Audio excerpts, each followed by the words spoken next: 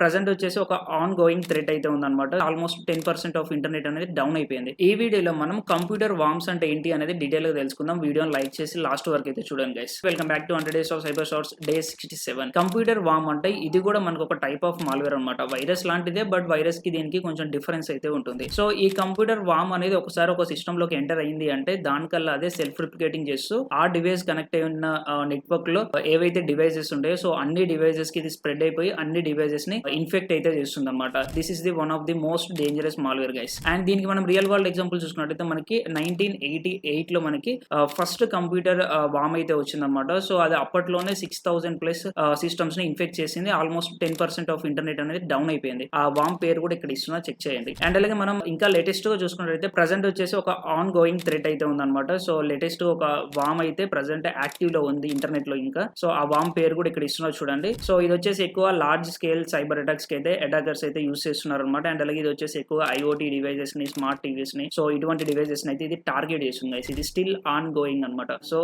Stay safe on internet. I hope మీకైతే clear అర్థమైంది అనుకుంటున్నాను. Thank you.